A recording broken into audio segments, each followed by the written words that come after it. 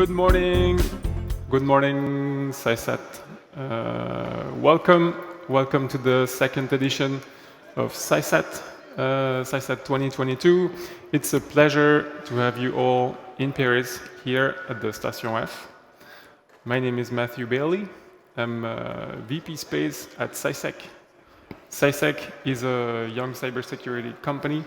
We are based in Switzerland, and we are pioneering end-to-end security for new space missions.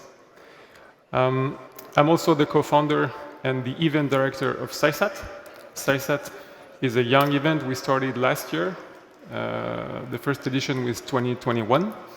The goal was to organize a European event dedicated to the topic of cybersecurity for space, since there were lots of conferences, events happening in the States, and Europe has been very quiet in the topic, so we thought, why not being the first ones to try to gather the space and cybersecurity communities.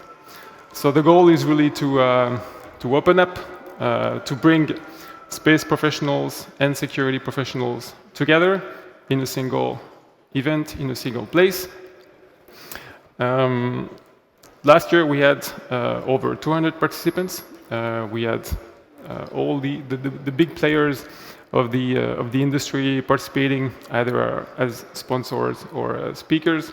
And this year is the first time we can host the event physically. So we are delighted to have you all here at Station F. We have for this event this year a bit more than 400 participants, which is amazing. Considering it's only the first time we hold it on site. A bit more than 60 speakers, so the program is quite full. I hope you guys are full of energy and ready for these 2 days of action. There will be keynotes starting right off today with Octave that I will welcome in a minute. Keynote speakers from our sponsors and all the big players of the industry.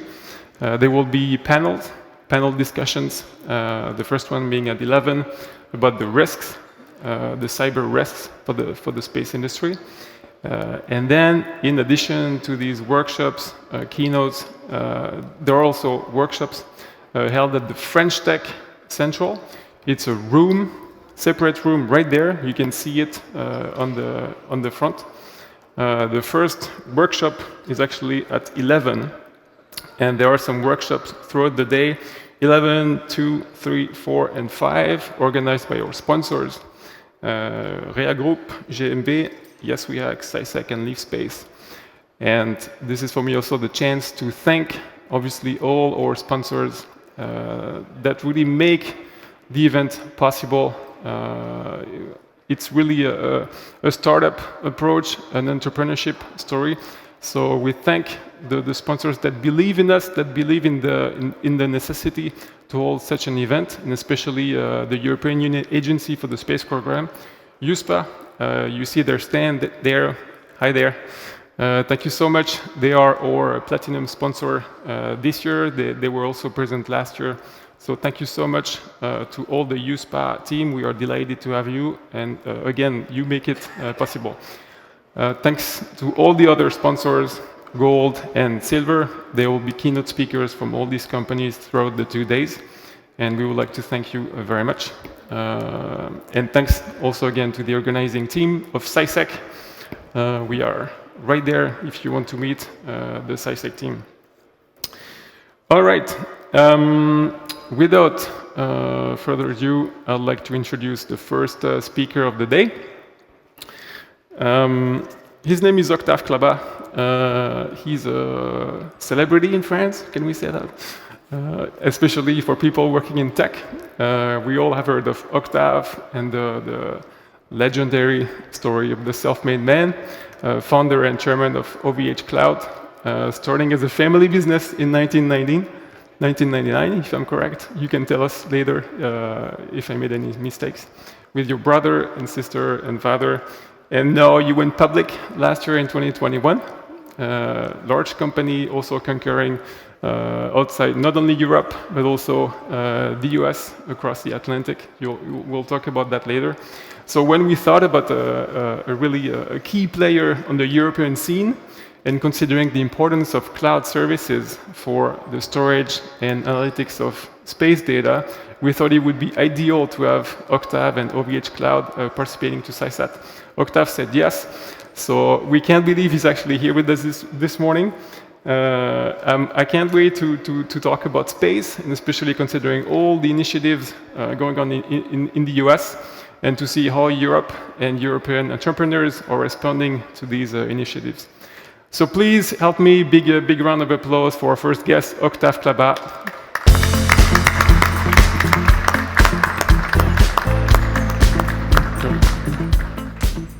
Good morning, Octave. How are you? Hello, I'm good. Are you? So welcome home. You can see the OVH Cloud. What is this there? Do you have an office at Station F? Oh, we have the teams here that's working with the startups and helping them to develop their businesses. Okay. So Station F, I did not introduce the venue, but it's the world's biggest startup incubator. Over 1,000 startups. Right here, this is a former train station, if I'm correct, divided into 3. This is the venue for events, and you also the incubator, and then the food court, the Felicita, which I encourage you to visit later on. But let's talk about OVH. So for those who may not know you, Octave, can you shortly introduce yourself again, and OVH Cloud, what you guys are doing? What is the business about? Okay, very shortly. So I founded OVH Cloud in 1999, and I was the first guy in the company. And today we are public. We are 2,700. We are cloud provider, European cloud provider, the only one at this scale. And our focus is really on the sovereignty. I was born in Poland, communist Poland, and this is why I had all this DNA of the security, of the paranoid a little bit.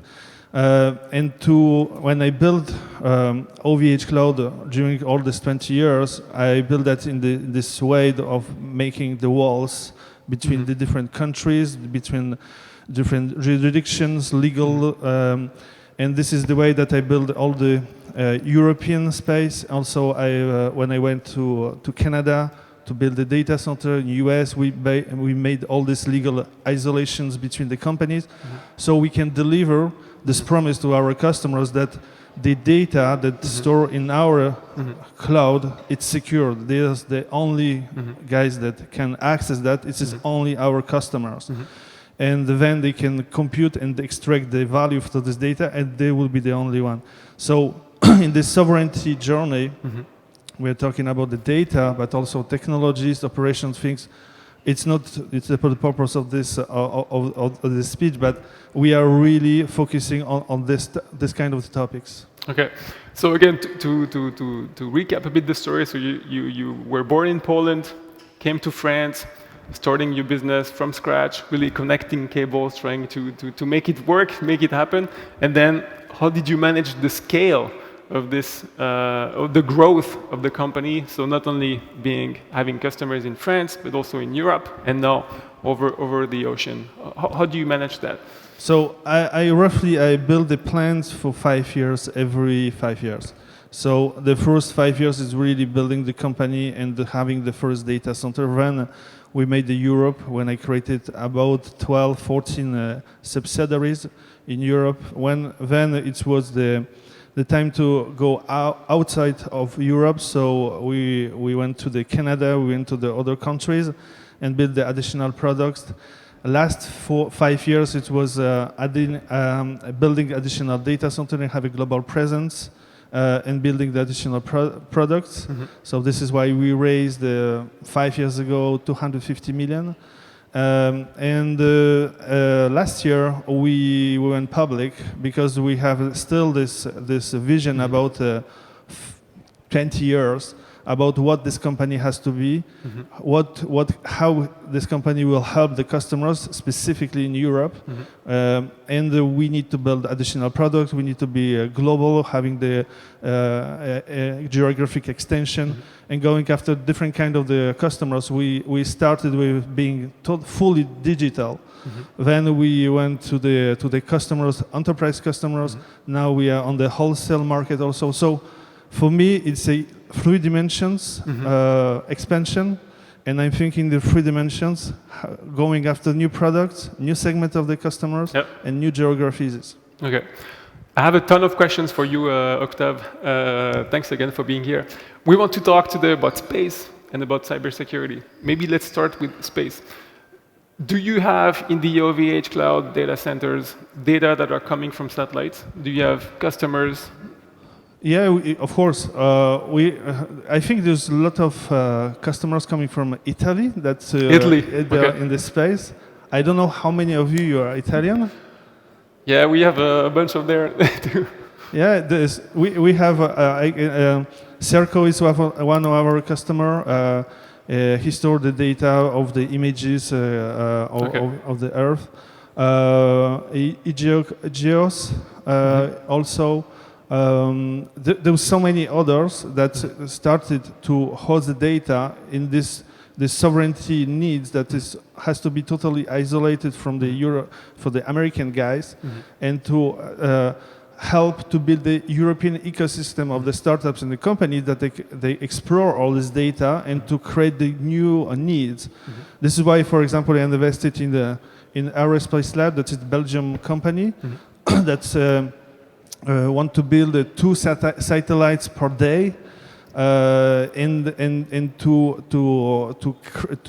take all the images of the Earth and to explore that in the different frequencies, etc. So, in today, what I see on the market, that there's a lot of initiatives in the US, but not so many in Europe, to explore the data, to create the new markets, to new needs, and this is where we need to invest more, because in the next years we'll have more and more data. That is good. This is the first step, and it will be totally sovereignty data. So we will have our own data coming from the European companies. Now we need to help to create the new needs, the new markets, to explore all this data and to create the value. Of course, you have a lot of ideas about how you can explore all this data, but which idea generate the value, money, revenue, customers, and this is how it has to work. Like startups, maybe it will be 200 startups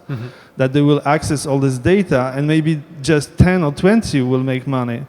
But we need to create this ecosystem of the startups that will explore this data, because this is the next step, and it is right now that we need to initiate that. Yeah, thank you. We always refer to what's happening in the US, which is sort of a pity for Europeans to be always looking at what the US are doing. We'll also have Nicolas Chaillon, the former chief software officer of the US Air Force, later on.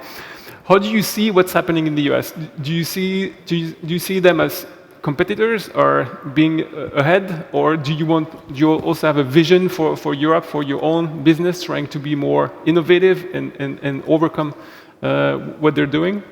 When you come to the satellites today, you will use SpaceX to launch it. So in fact, it's already working like an ecosystem. Okay, you cannot just fight. It's not fight once against another. It's really exploring the different ways to create the new needs and new markets.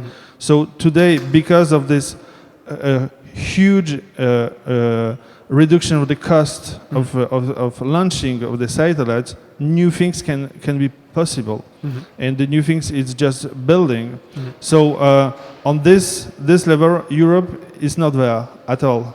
Okay, there was no launcher from Europe that will reduce a lot the cost and will help to the European, or not only European ecosystem, to be able to do the new things. Now on the images, what I have seen is that there is already existing market, and the only thing that the people they're thinking is how to reduce the cost of the 1 kilometer per and the more pixels, and just reduce. So it's destruction of the value. They are not looking for the new things, and in fact there was not so many companies on this market neither, and they are not making. They are not really sustainable. They are making money, and not so many, losing sometimes. So it's still ongoing. Nothing is done. We still market to take, and this is the right moment to do the things. Okay. So if we go back to OVH Cloud, how can you support these companies? How can you help them having a sustainable business based on space data?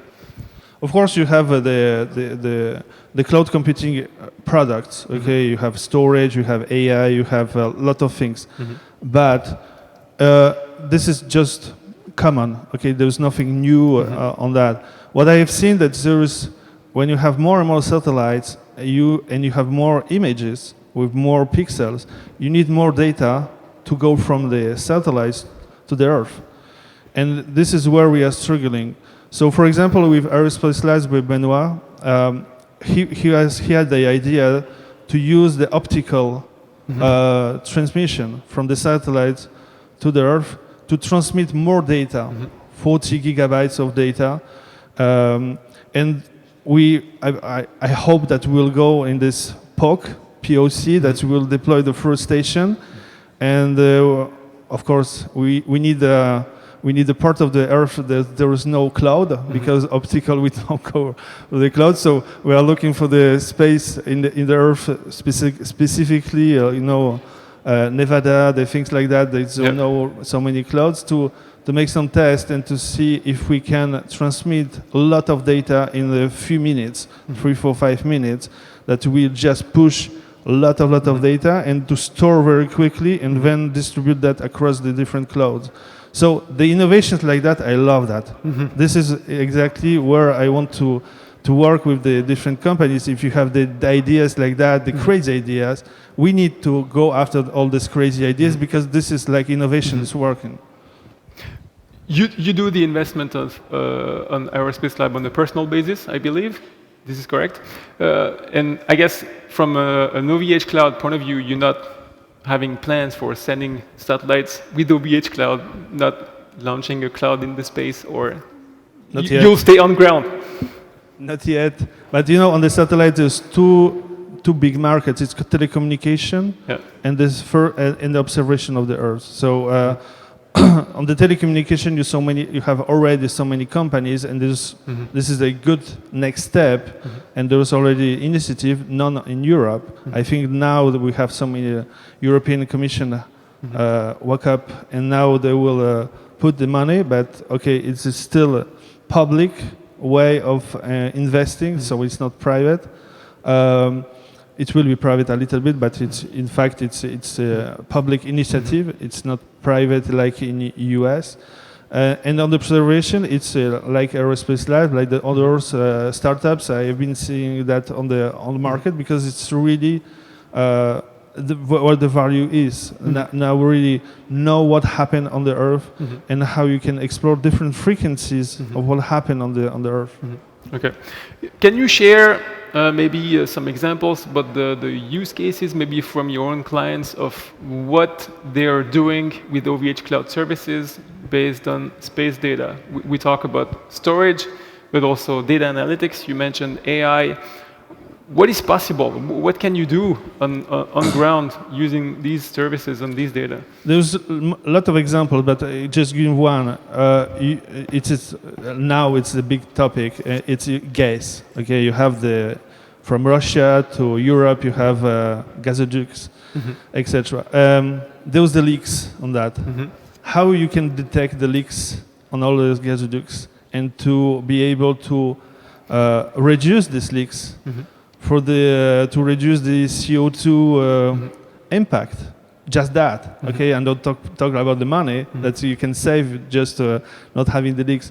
This is one very small example of how we can explore the data if you have the right frequencies that you can capture, and then going after all these gasoducts and to check where probably there was the methane that you can detect and saying, oh, probably here you have the leaks, so we can repair. They will save that etc. So this is one example of the use cases that I think there was the purpose to develop the startups and to go after the market, because I think this works for them.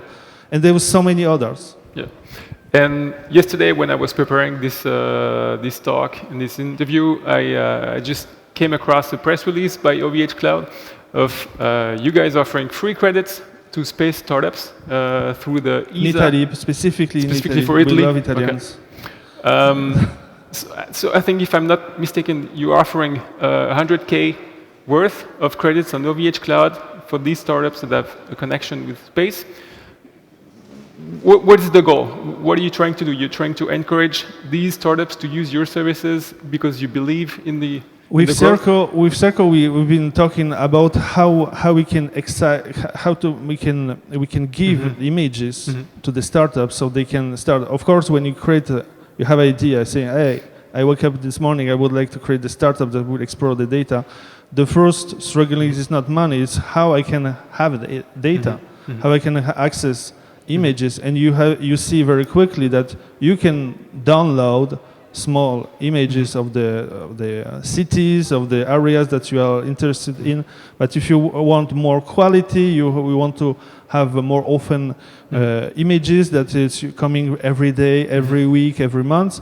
It costs a lot of money. This is where we want to help, giving the free access to all the images for the specific startups on the specific purpose, saying, okay, during the next 1 year, 2 years, you can download all these images, you can have the updates, and then you can explore your idea using OVH Cloud storage, but also GPUs, also AI, all the different algorithms, to see if your idea works, and then if you can catch market going after the customers, because this is really the purpose. It's not just how great it's working, is anybody that is ready to pay for. So going after the market. So this is where we want to help to just really create this new emerging market of the new usages of the images, because it doesn't exist today. It's really new. It's just starting. Okay. If we move to the security topic, obviously it is more and more important. How do you see data security, cybersecurity becoming a concern from your clients? What is your client's perspective? Do you get more questions? Do you get more challenges on how do you secure the data? How is this working? How do you handle this growing concern? Yeah, it's a big topic. So of course, being on the sovereignty, it helps to answer all these questions. Saying, okay, we control who accesses the data. Being in the European jurisdiction, it helps a lot. Then it's not enough. Of course, you have a lot of different technologies, encryption at rest of the data, encryption everywhere. In fact, we are including encryption in every stage of the cloud. Those three different where we're putting the encryption. It's all the store the data. It's where the data is computed. And then on the network, so it's moving the data. There's two moving and one static with encryption. So it's really important. But also it's the bridge, the DDoS, the different outside all the threats that's coming from outside. This is really important also for the customer, saying, okay, I want to have my website, my application working, but I don't want to be down because of my, I don't know, someone is not happy with my site and it's just DDoSing. These stupid things that can happen, and this is also where the customers, they're asking us to help them.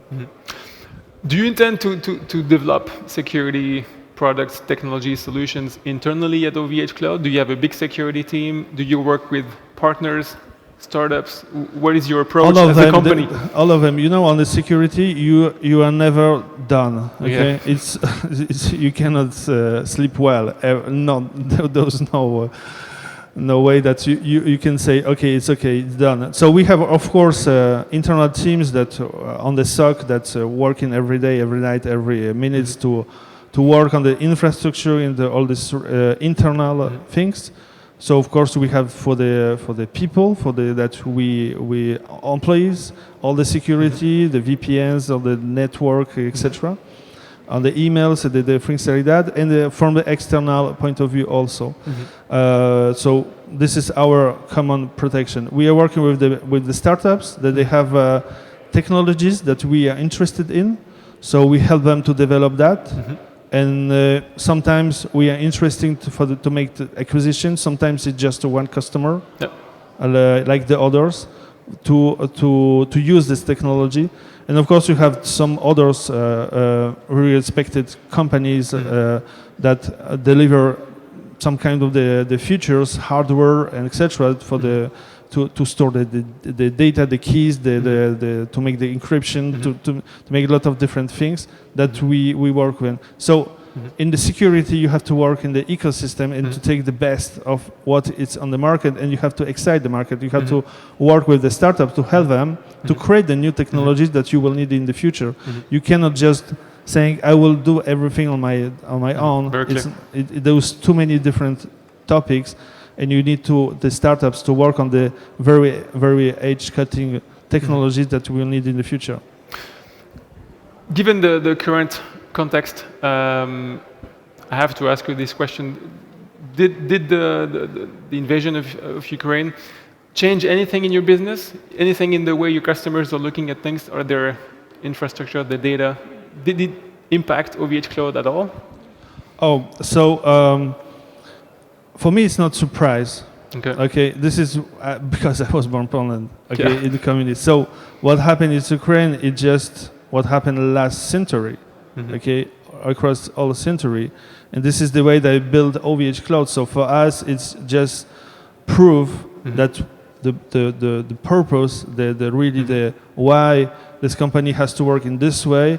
Now we can explain that with the real sad examples. Okay, so from our perspective, it just makes us more stronger in this direction, this path. I think for our customers, some of them they are living in this world that it's a lot of threats, etc. But a lot of them they don't. They believe in the old world that there's no war. And in fact, we can have the war. We have the war, and it can be close in our doors. We have the data center in Poland, okay, in Warsaw.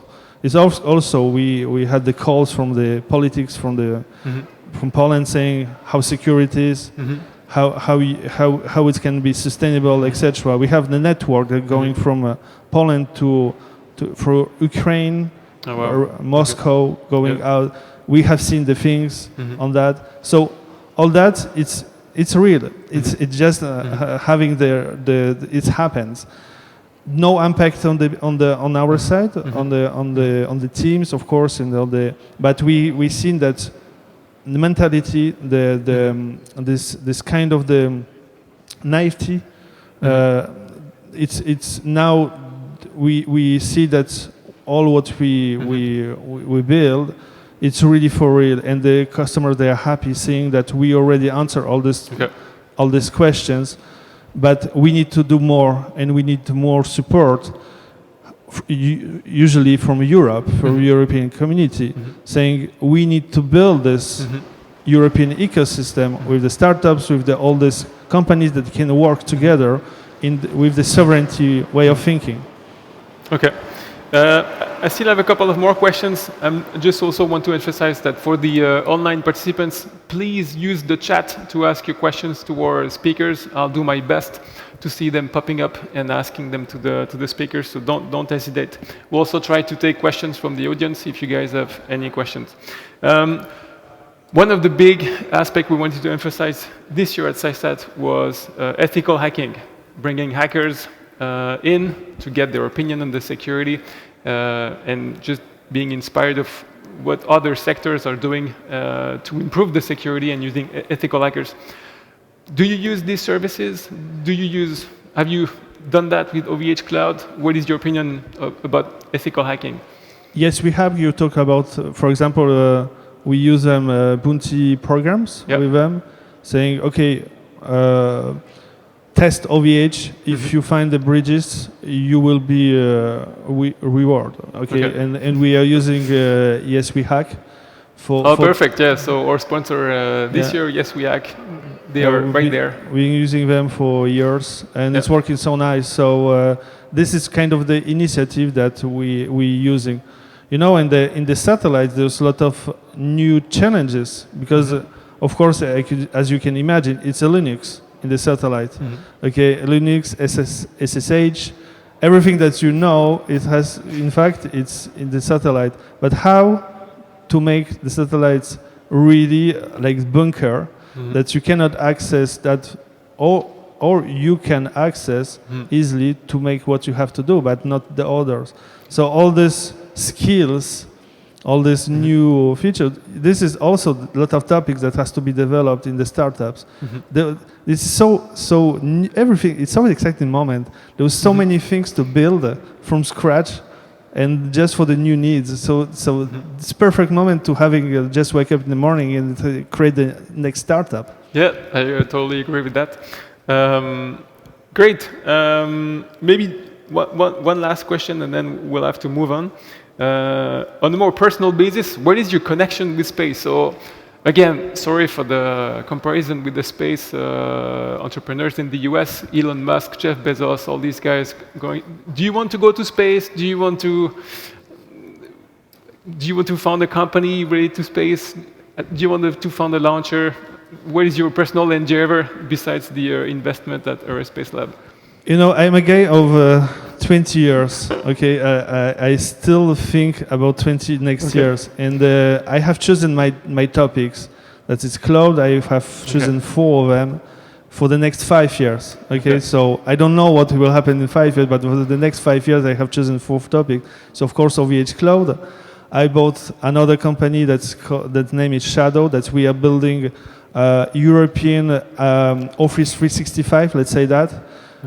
So we are on this path that we want to offer to the European customers alternative for G Suite and the Office 365, and it has to be sovereignty solution. Also, I invested in the wind power. It's an old dream that I had 2010. I was saying, we consume so much power. Sure.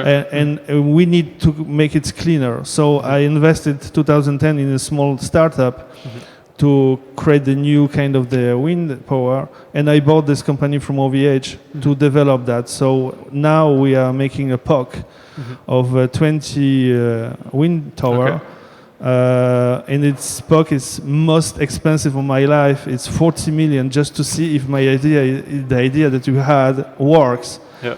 Okay, if it works, it will be just alpha then and beta, and if it doesn't, okay, we will find a way to make it happen. Okay, so we'll be building the factory, etc. And the fourth topic is music. Yeah, right. We didn't talk about music, but I'm just investing in the different studios to help the young musicians, artists, to have the access to the best equipments, instrument, consoles, whatever you can imagine, to create the best music here in France, here in Europe, and to give that for free. Okay. Super. Thank you so much, Octave. It was really a pleasure to have you. Thank you so much for coming. Thanks a lot. Thank you.